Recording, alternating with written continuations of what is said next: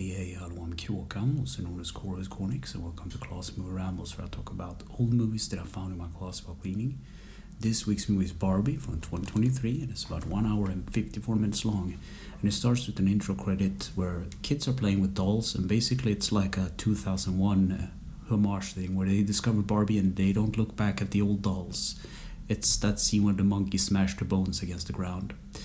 And then cutting to Barbie in her perfect pink world, where she goes around doing Barbie stuff, and she goes down to the beach where Ken tries to impress her, and he actually hurts himself. And there's this funny gag with Ken actually wanting the attention of Barbie because without her he is nothing, and that comes into play later in the movie as well.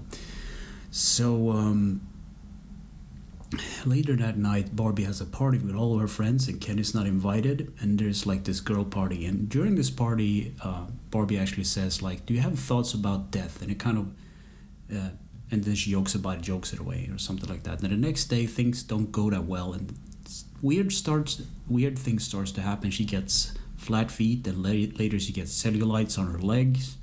So she goes to talk to a doll called Weird Barbie, which is my favorite character in this movie. There's this doll that basically the kid played too much with, so she's like always doing splits and always having weird like hair that I absolutely love, and she has this weird makeup, and the fashion sense is all over the place. I just love that character, by the way. So Weird Barbie tells Barbie to go to the real world where she needs to find her kid so she can change how she's played with, so she will return to normal. So she goes on this trip through all these landscape, and Ken tags along in the back seat, and Barbie doesn't really want him to tag along, but he does anyway.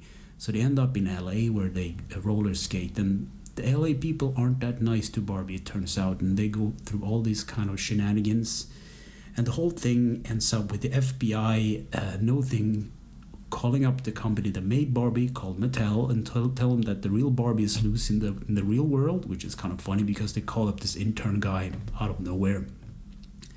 And then Barbie goes to a school to find this girl that supposedly played with her called Sasha. So meanwhile, Barbie is looking for Sasha at the school. Ken goes out to discover what real men does, and he's kind of shocked that things in the Barbie world isn't really what it is in the real world, and he gets this macho kind of attitude against everything, and he returns to Barbie world to change it. And meanwhile this is happening, Barbie is picked up by Mattel, and they tell her everything will be fine, she just needs to get back into a box and everything will be fine. But she freaks out and runs away, and she actually runs into her creator at the Mattel building called Ruth. And I think this is accurate to the lore that there was, I'm not even sure if it's like the real actress or person that is Ruth plays the character, I have no idea. But Barbie runs out of there and eventually runs into Sasha and Sasha's mom. And it turns out that it wasn't Sasha that had Barbie as a doll, but Sasha's mom. So during the way that Sasha's mom thinks, she actually changed the way the world of Barbie works. I'm not quite sure how that works, but it's like feelings kind of change. How you play change the feelings, I should say. So they return to Barbie world, all of them, and as I said, Ken has changed things, and everything is really macho and weird. All the Barbies have turned into more or less servants to the Ken dolls. So Barbie, she doesn't feel too well, and she drops into a depression, which is no surprise, and they try to talk to her, but she's not listening. And then Sasha and her mom and Alan, this other doll, tries to leave, but they have a change of heart and they return and have a speech to Barbie and basically take her out of her depression. So with the help of the other Barbies and Weird Barbie and Sasha, and they try to stop Ken's evil reign, I guess, and his macho philosophy.